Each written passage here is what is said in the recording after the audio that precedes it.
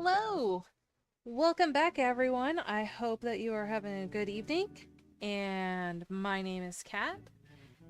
Uh, I sit here and draw from stories that I read. Uh, to let you know, I am using a Huon GT191 drawing tablet. Essentially a Canvas 19, I think is the common term, and I will be using Sketchbook Pro to go and draw the illustrations for the story.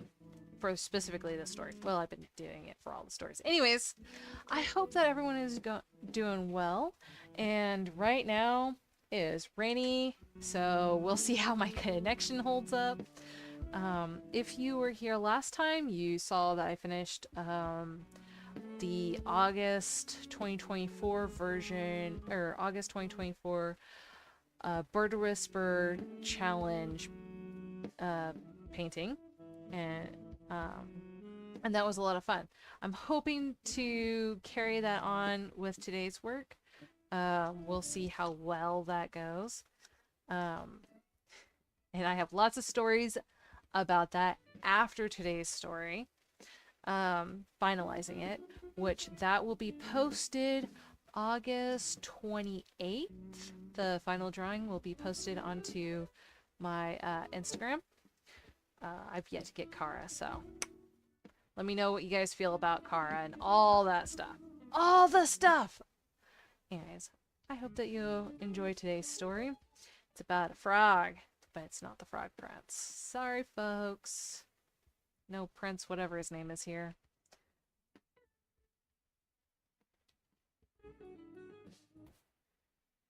The Yellow Fairy Book, edited by Andrew Lang, from the 2019 collection of Project Gutenberg.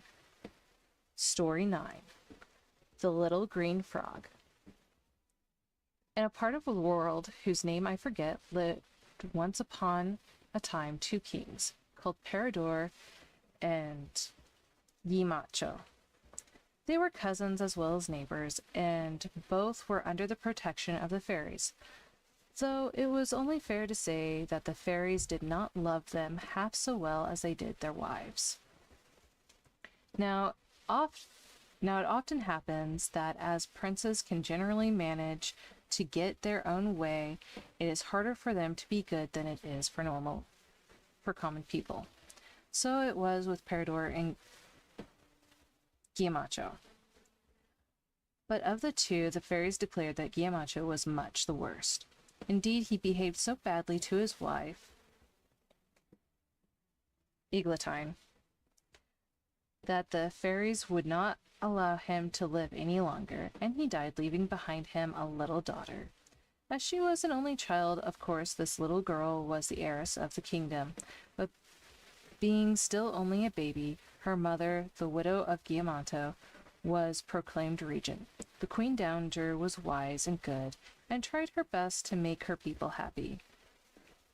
The only thing she had to vex her was the absence of her daughter, for the fairies, for reasons of their own, determined to bring the little Princess Serpentine up among themselves.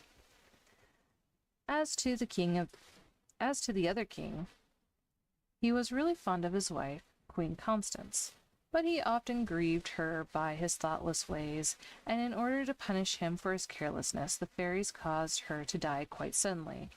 When she was gone, the king felt how much he had loved her, and his grief was so great, though he never neglected his duties, that his subjects called him Peridor the Sorrowful.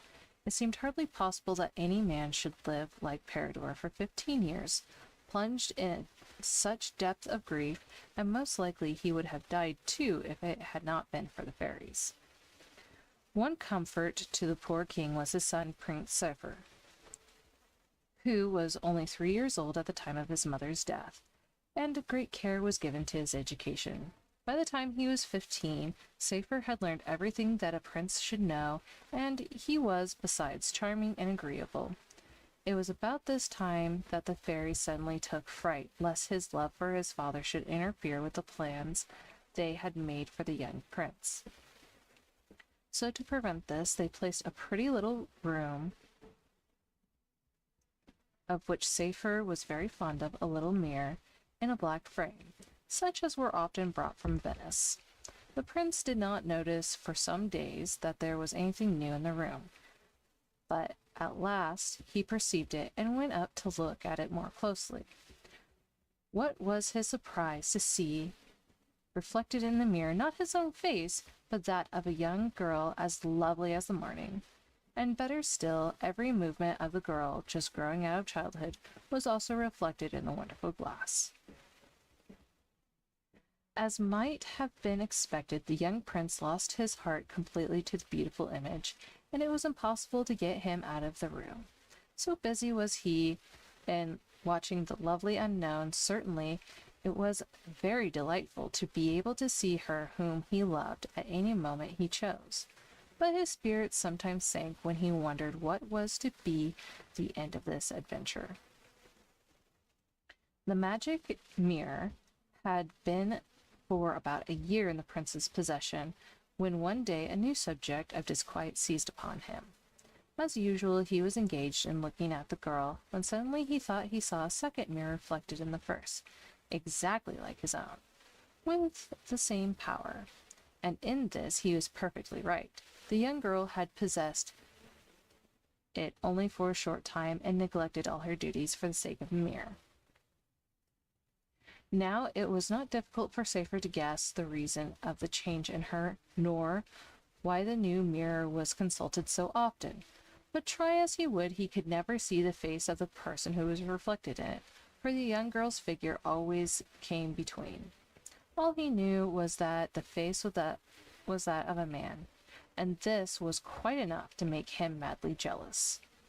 This was the doing of the fairies, and we must suppose that they had their reasons for acting as they did.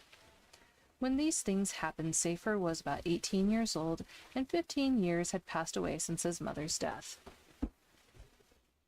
King Peridor had grown more and more unhappy as time went on, and at last he fell so ill that it seemed as if his days were numbered. He was so much beloved by his subjects that this sad news was heard with despair by the nation, and all the more by the prince. During his whole illness, the king never spoke of anything but the queen, his sorrow at having grieved her, and his hope of one day seeing her again.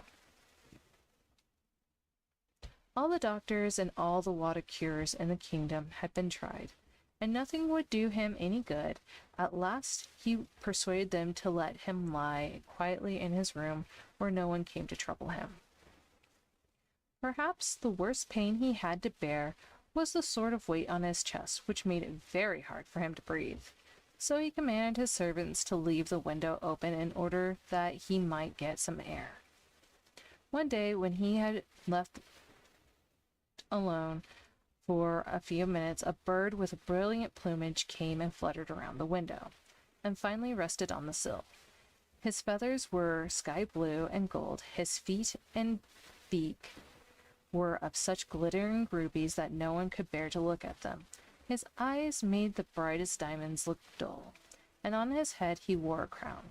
I cannot tell you what the crown was made of, but I am certain that it was still more splendid than all the rest.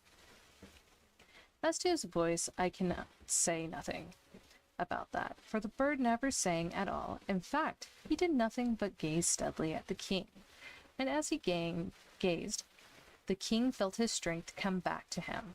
In a little while the bird flew into the room, still with the eyes fixed on the king, and at every glance the strength of the sick man became greater, till he was once more as well as he used to be before the queen died. Filled with the joy at his cure, he tried to seize the bird to whom he owed it all, but swifter than a swallow, it managed to avoid him. In vain he described the bird to his attendants, who rushed at his first call.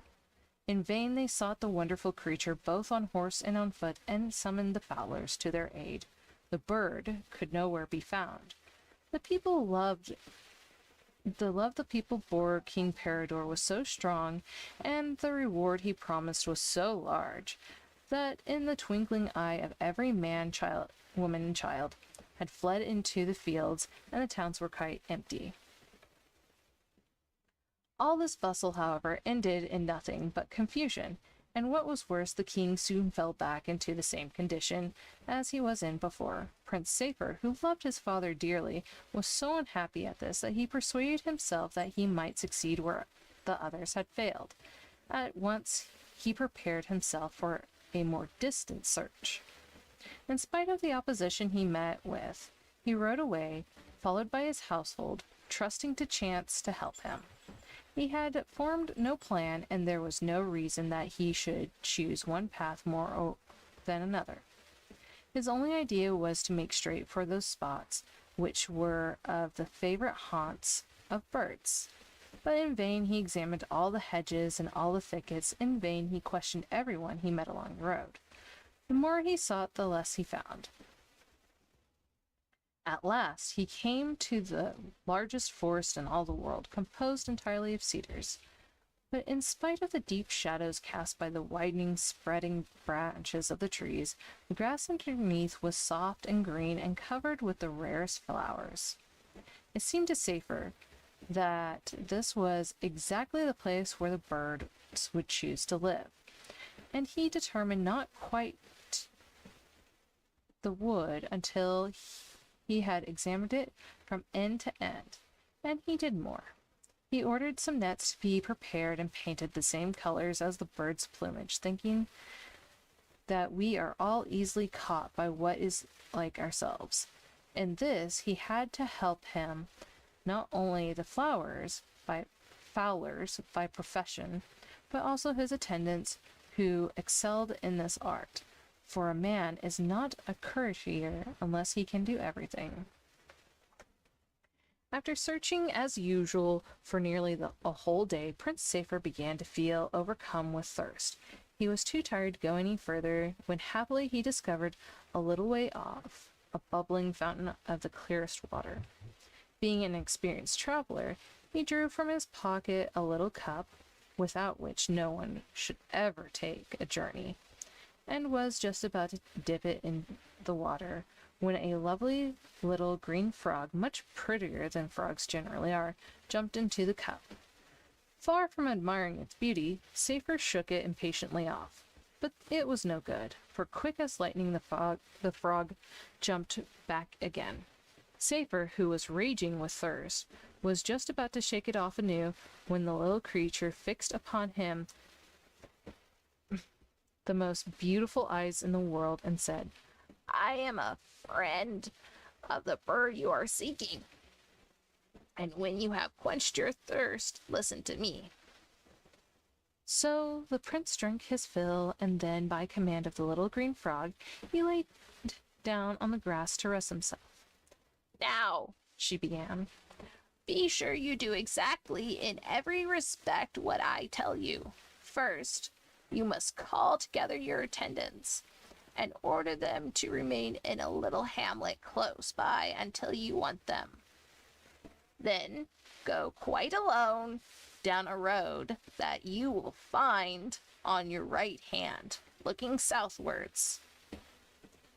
This road is planted all the way with cedars of Lebanon, and after going down it a long way, you will come at last to a magnificent castle. And now," she went on, "attend carefully to what I am going to say. Take this tiny grain of sand and put it into the ground as close as you can to the gate of the castle. It has the virtue of both opening the gate and also sending to sleep all the inhabitants. Then go at once to the stable and pay no heed to anything except what I tell you.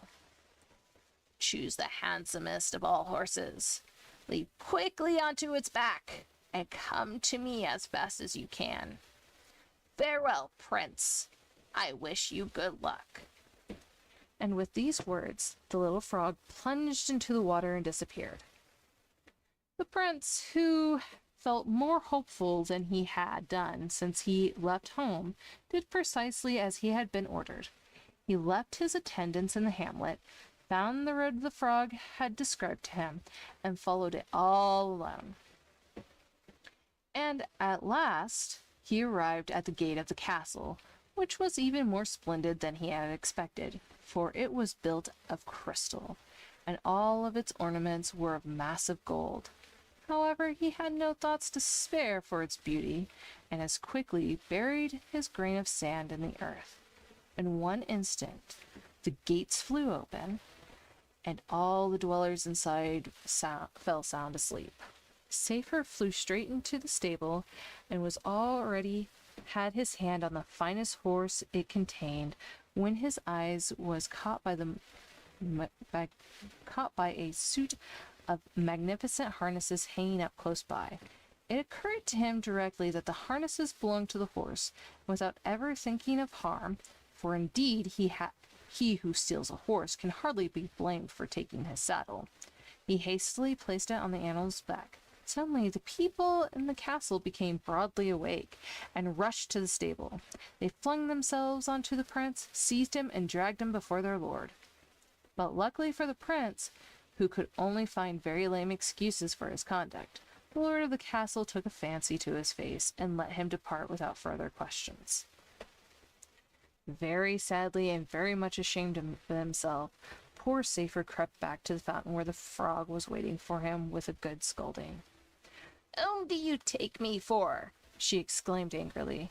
"Do you really believe that it was just for the pleasure of talking I gave you the advice you have neglected so abominably?"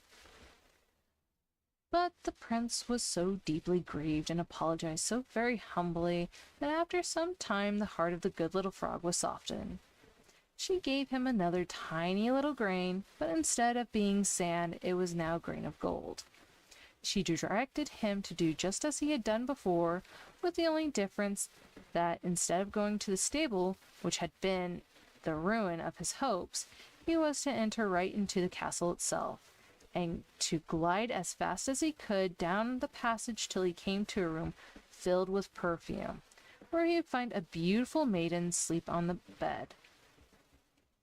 He was to wake up the maiden instantly and carry her off, and to be sure not to pay any heed to whatever resistance she might make.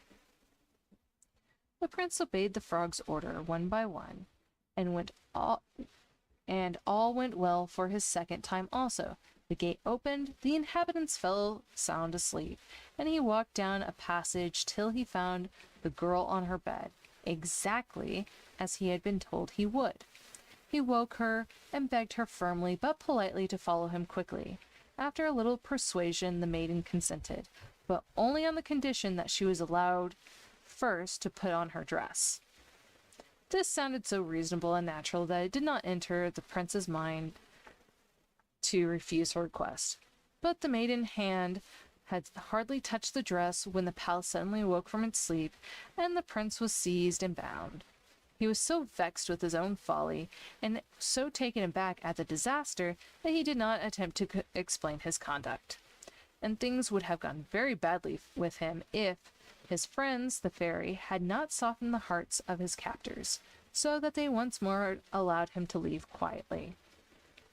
However, what troubled him most was the idea of having to meet the frog whom had been his benefactress. How was he ever going to appear before her with this tale? Still, after a long struggle with himself, he made up his mind, and there was nothing else to be done, and that he deserved whatever she might say to him, and she had a great deal to say, for she had worked herself into a terrible passion. But the prince humbly implored her pardon, and ventured to point out that it would have been very hard to refuse the young lady's reasonable request. "You must learn to do as you're told," was all the frog would reply. But soon Safer was so unhappy and begged so hard for forgiveness that at last the frog's anger gave way, and she held up to him a tiny diamond stone. "Go back," she said, "to the castle and bury this little diamond close to the door. But be careful not to return to the stable or the bedroom. They have proven too fatal for you." Walk straight to the garden and enter through the portico into a small green wood, in the midst of which is a tree with a trunk of gold and leaves of emerald. Perch on this tree, you will see the beautiful bird you have been seeking so long. You must cut the branch on which it is sitting and bring it back to me without delay. But I warn you solemnly that if you disobey my directions, as you have done twice before, you will have nothing more to expect either of me or anyone else." With these words, she jumped into the water, and the prince, who had taken her threats much to heart, took his departure, firmly resolved not to deserve them. He found it all just as he had been told: the portico, the wood, the magnificent tree, and the beautiful bird, which was sleeping soundly on one of the branches. He speedily lopped off the branch, and though he noticed the splendid gold cage hanging close by, which would have been very useful for the bird to travel in, he left it alone, and came back to the fountain, holding his breath and walking on tiptoe all the way, for fear lest he should wake his prize. But what was his surprise, when instead of finding the fountain in the spot where he had left it, he saw in its place a rustic palace built in the best taste, and standing in the doorway a charming maiden, at whose sight his mind seemed to give way. "What, madam?" he cried, hardly knowing what he said. "What, is that you?" The maiden blushed and answered, "Ah, yes, my lord. It is long since I first beheld your face, but I did not think you had ever seen mine." "Oh, madam," he replied, "you can never guess the days, the hours I have passed lost in admiration of you." And after these words, they each related all the strange things that had happened. And the more they talked, the more they felt convinced of the truth of the images they had seen in their mirrors. After some time spent in the most tender conversation, the prince could not restrain himself from asking the lovely unknown by what lucky chance she was wandering the forest, where the fountain had gone, and if she knew anything of the frog, whom he owed all his happiness, and to whom he must give up the bird which somehow or another was still asleep. "Ah, my lord," she replied, with a rather awkward air, "as to the frog, she stands before you. Let me tell you my story. It is not a long one. I know neither my country nor my parents, and the only thing I can say for certain is that I am called Serpentine. The fairies, who have taken care of me ever since I was born, wished me to be ignorant as to my family, but they have looked after my education and have bestowed on me endless kindness. I have always lived in seclusion, and for the last 2 years I have wished for nothing better, and had a mirror." Here her shyness and embarrassment choked her words, but regaining her self-control, she added, "You know that fairies insist on being obeyed without questioning. It was they who changed the little house you saw before you into a fountain, for which you are now asking. And having turned me into a frog, they ordered me to say the first person who came to the fountain exactly what I repeated to you. But, my lord, when you stood before me, it was agony to my own heart, filled as it was with thoughts of you, to appear to my eyes under so monstrous a form. However, there was no help for it, and painful as it was, I had to submit. I desired your success with all my soul, not only for your own sake, but also for my own, because I could not get back to my proper shape till you had become a proper master of the beautiful bird, though I am quite ignorant as to your reason for seeking it." On this, Saphir explained about the state of his father's health, and that he had been told before. On hearing the story, the story, Serpentine grew very sad and her lovely eyes filled with tears. "Ah, my lord," she said, "you know nothing of me but what you have seen in the mirror, and I, who cannot even name my parents, learn that you are a king's son." In vain, Saphir declared that love made them equal. Serpentine could only reply, "I love you too, much to allow you to marry beneath your rank. I shall be very unhappy, of course, but I shall never alter my mind. If I do not find from the fairies that my birth was worthy of you, then whatever my feelings be, I will not accept your hand." The conversation was at this point, and bid fair to last some time longer, when one of the fairies appeared in her ivory car, accompanied by a beautiful woman past her early youth. At this moment the bird suddenly awakened, and flying to Saphir's shoulder, which it had never left afterwards, began fondling him as well as a bird can do. The fairy told Serpentine that she was quite satisfied with her conduct, and made herself very agreeable to Saphir, whom she presented to the lady she had brought with her, explaining that the lady was no other than his aunt, Eglantine, widow of Giamatto. Then they all fell into each other's arms till the fairy mounted her chariot, placed Eglantine by her side, and Saphir and Serpentine on the front seat. She also sent a message to the prince's attendants that they might travel slowly back to the court of King Peridor, and that the beautiful bird had really been found. This matter being comfortably arranged, she started off her chariot, but in spite of the swiftness which they flew through the air, the time passed even quicker for Saphir and Serpentine, who had much to think about. They were still quite confused with pleasure of seeing each other when the chariot arrived at King Peridor's palace. He had himself carried to a room on the roof, where his nurses thought that he would die at any moment. Directly the chariot drew within sight of the castle, the beautiful bird took flight, and making straight for the dying king, at once cured him of his sickness. Then she resumed her natural shape, and he found the bird to be no other than the Queen Constantine, whom he had long believed to be dead. Peridor was rejoiced to embrace his wife, and his son once more, with the help of the fairies, began to make preparations for the marriage of Saphir and Serpentine, who turned out to be the daughter of Eglantine and Giamatto.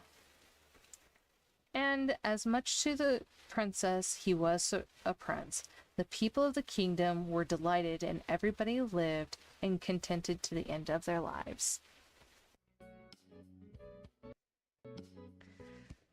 Okie dokie, so that is the story. So instead of a frog prince, we have a frog princess! Woo! Frog princess! Oops. May end up having some technical difficulties, and if I do, I apologize. My Weber nets is down! My Weber nets is down! There we go. Maybe that fixed. Yeah! So a little bit different than what we would normally get in, what we'd normally get in the, oh my, what is it? Yeah, normal stories. Actually, as far as the stories have gone, I think this one is my favorite. So far? But we'll find out. Yeah, so far this one is my favorite. What do you mean we'll find out? Of course we know. My goodness. I am so sorry, folks. I am apparently very, very tired. Anyways, I hope that you have liked today's story and that you've enjoyed the story so far.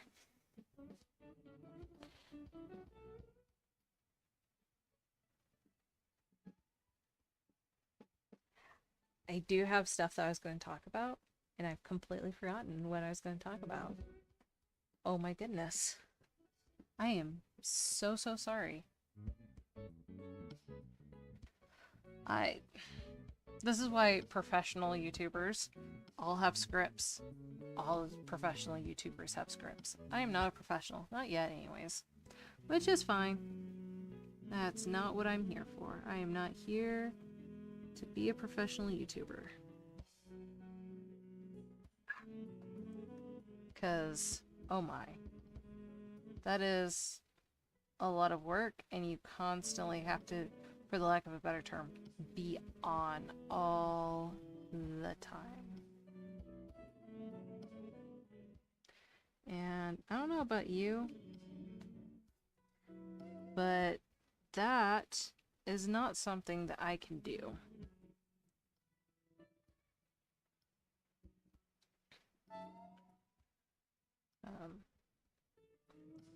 I was doing a job a while back where that was something I really, really had to be careful about. And in some ways, this job is doing illustrations is the same way. Especially on YouTube. Because, you know, it's YouTube. It can be forever seen everywhere. But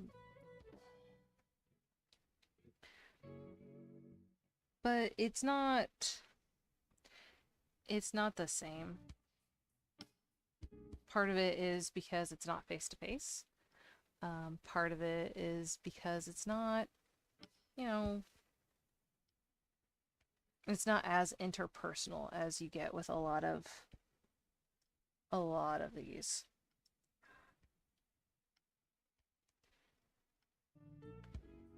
A lot of these other jobs that you can end up having.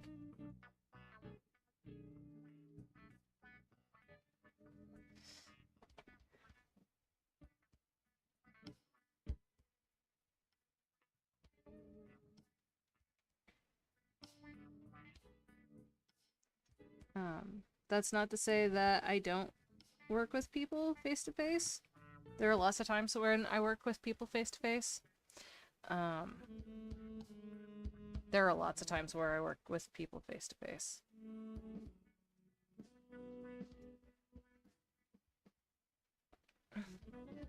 But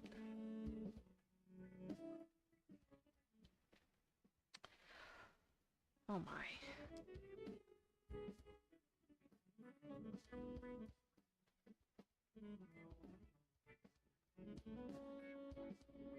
So I did try something a little different with my sound effects today, or with my sounds today. Please let me know if that makes things better or not, because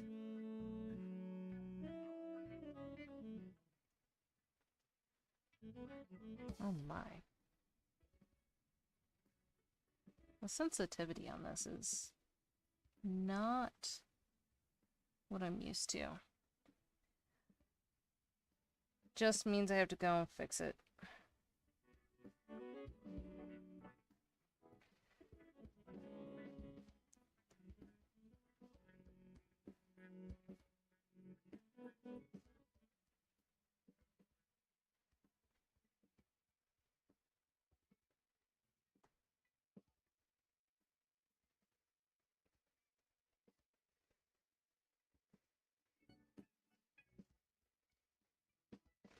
Oh my.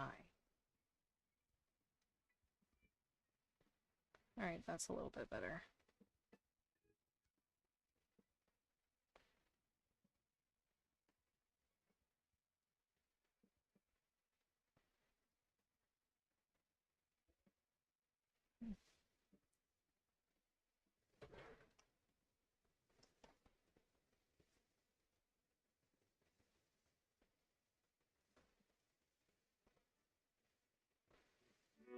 Yeah, I can get behind this.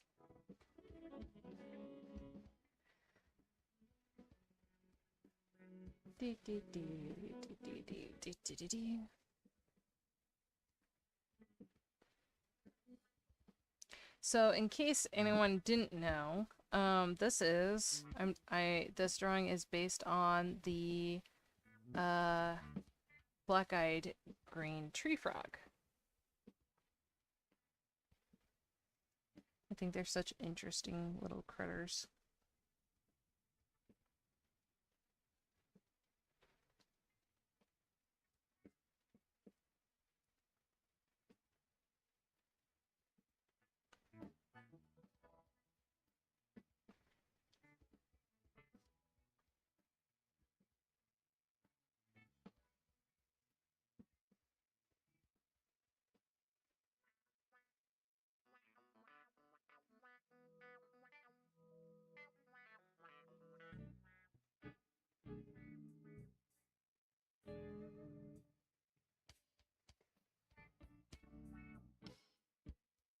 Yeah, I don't like it like that. Let's go with...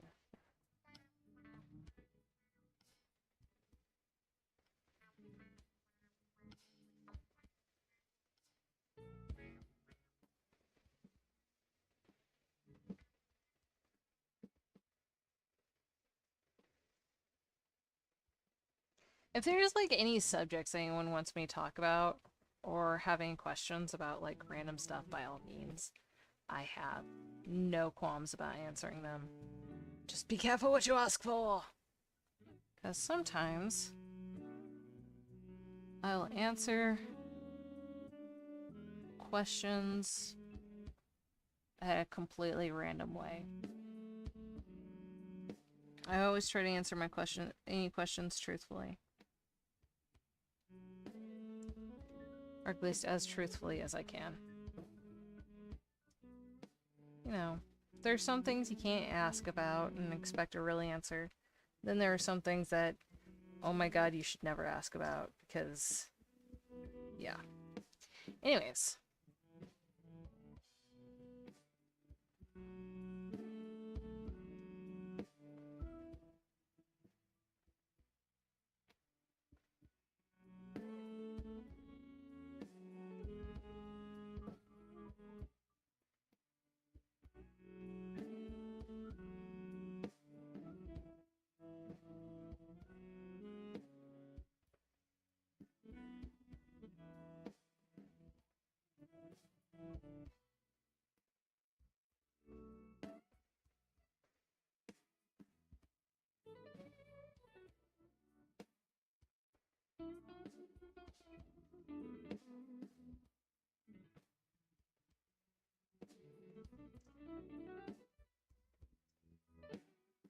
Ah!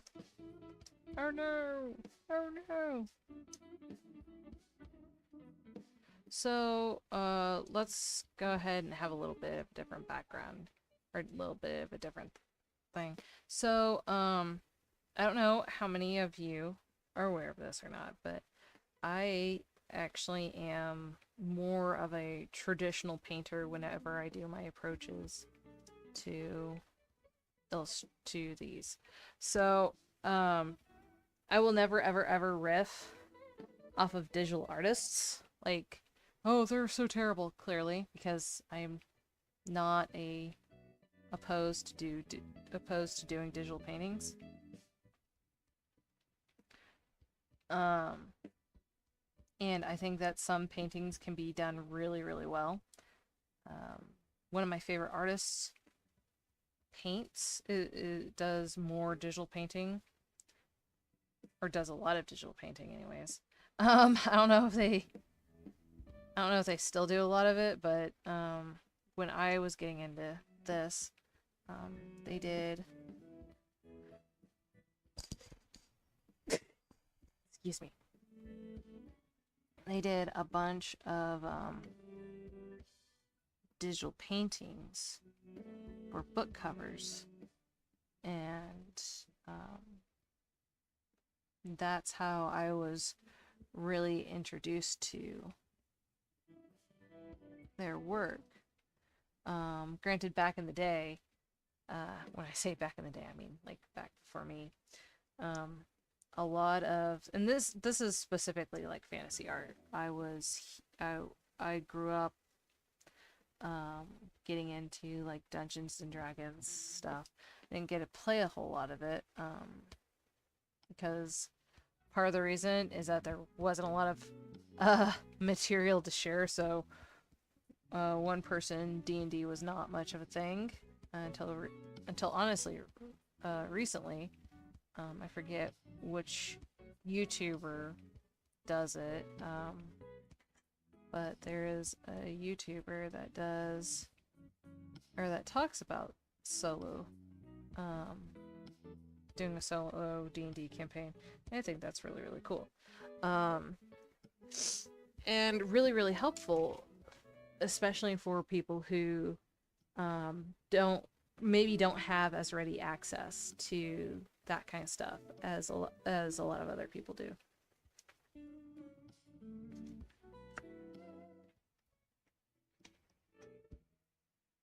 And but c'est la vie, that's not what I'm here. That's not what I'm getting at. But I really enjoyed looking at the books. I remember Wayne Reynolds. There we go. Not Ryan Reynolds. But I remember being a kid and seeing what was it? Wayne Reynolds. Oh, what was it? Hook horror? Horror Hook? Or was it Dungeon Crawler? I don't remember. I'm so sorry, Wayne. But I don't remember the name of the monster, but it was this really cool. It was creepy. It was creepy AF. And I remember looking at it and be like, this thing is super creepy. And even though I was completely, I wasn't like terrified of it, but I definitely didn't like it. I really want to say it was a hook horror. It was 3.5. That's all I can remember. It was 3.5. And the it was just one of those things that stuck with me. It was this weird amalgamation between being super slimy and yet really, really sharp. Like the body of the creature was super, super slimy, right? But the thing about the creature itself was the fact that it could drag people down. Yeah, I don't like that one. But it was like a dungeon crawler or something, and it was really creepy because here was this monster that, was super slimy and yet could cause a lot of trouble. I remember what the creature rating was for it, but it was just like this creepy thing. And probably one of my biggest regrets is not actually getting the original copy of that. And I wish when I had the chance to, I wish I had gotten it. But I was young and dumb and did not spend my money wisely back then. Not that I particularly spend it wisely now. Do not ask me any questions on that. I will give no answers. But,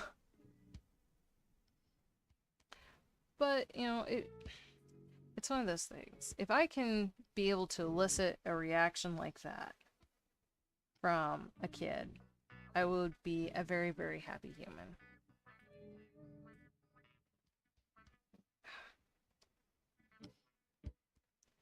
I've really got to get the calibration on this right.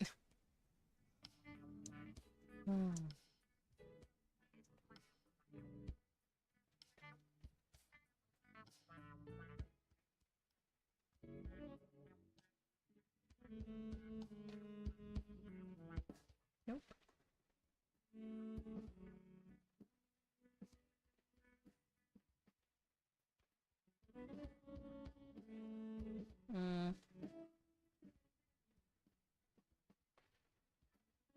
Definitely not. I really like playing with all these. I don't know like 100% what they do.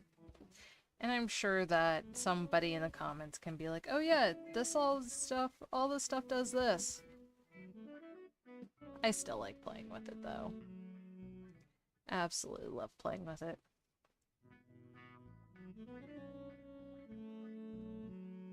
I will forever, ever, ever play with it. I'm a forever playful child. No, I don't know. Yes. Oh, that doesn't look too bad.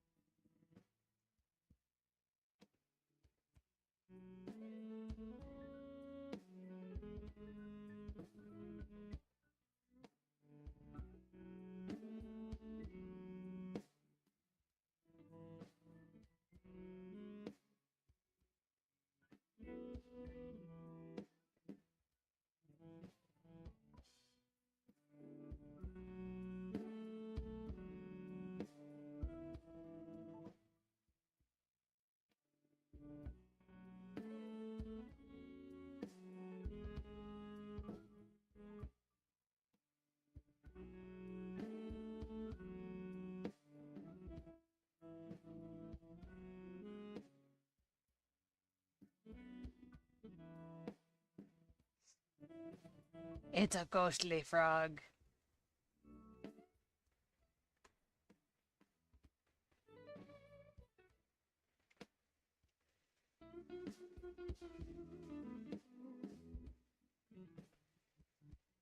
Ooh, it's a glowing frog.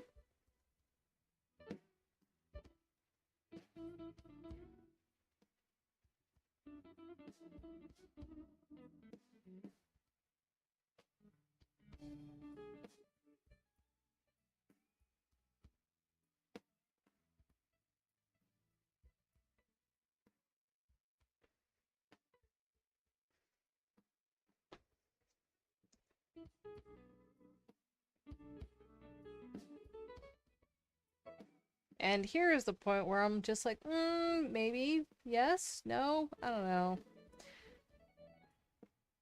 I feel like it needs something, but I don't know what it needs. That's always a fun point to be.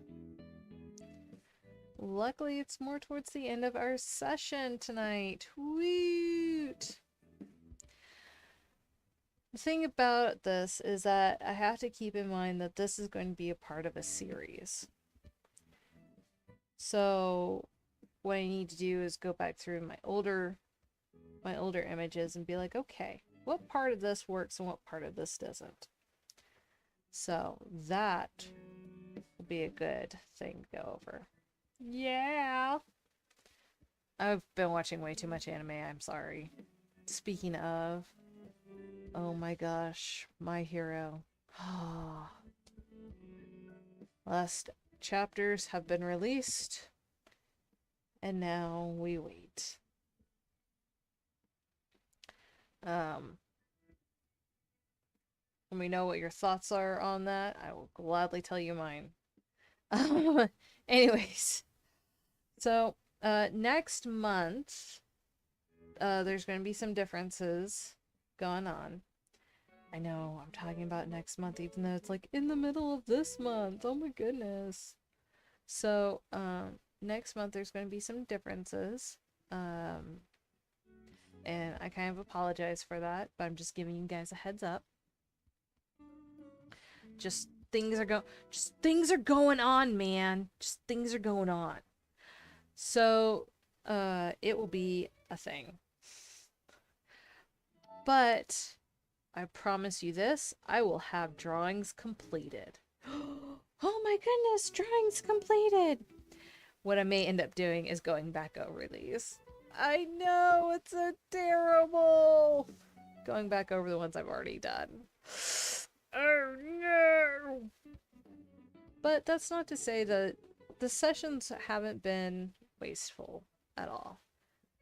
So long as you guys have enjoyed it, I've certainly enjoyed it. And, you know, the whole point of this is to show a progression of an artist who, yes, I've got some skills under my belt and I've got some work under my belt, but who really needs to amp up the whole process, decision-making process and planning process, pre-planning process.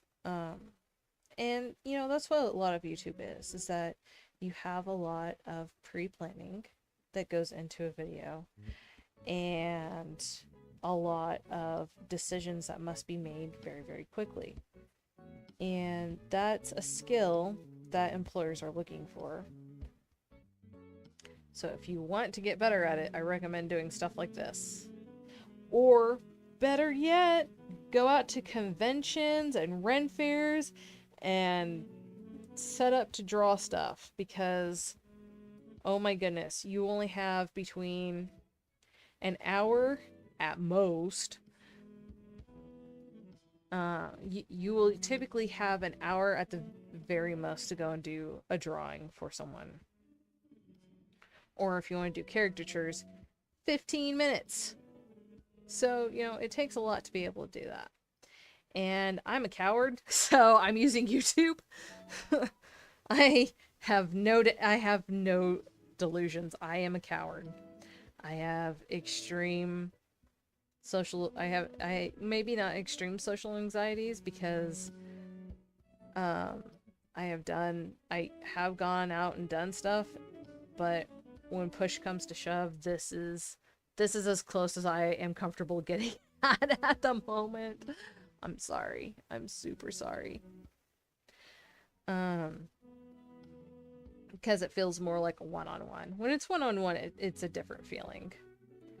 When it's like 30,000 to 1, it's completely different feeling. And got pretty good anxiety when I'm dealing with crowds. I can't even, it sucks because I can't even go to a zoo when it's, not super busy. Maybe 10 people that you see during the entire time, like a really slow day at the zoo. And you only see like 5-10 people at the time at most. But I have a really hard time with it because I'm sitting there, I'm like, okay, all these people are going to come to me, and it doesn't matter if I'm wearing headphones or not.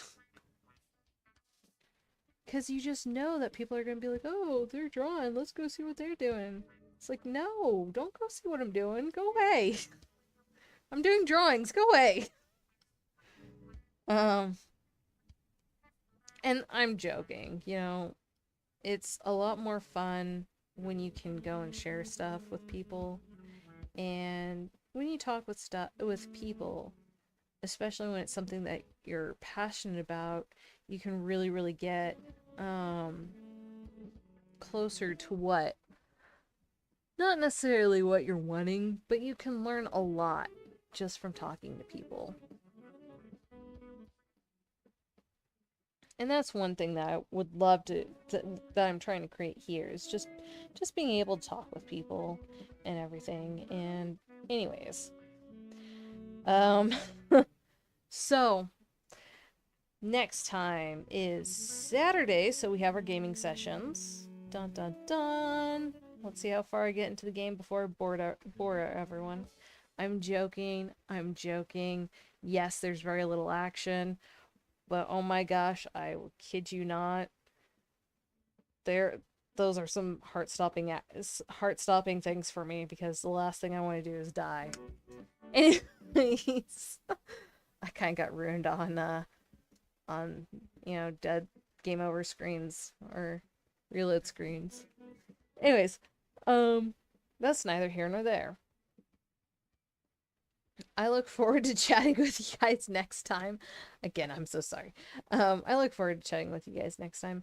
And I hope that you have a good week. And I look forward to seeing you guys all next time. Please, please, please, please. And stay safe out there, man. Stay safe out there. You never know what Mother Nature's going to do. Not at all. So, stay safe. Take precautions. All that jazz. Woot! Alright. I will chat with you guys all later. And I hope that you have a good one. And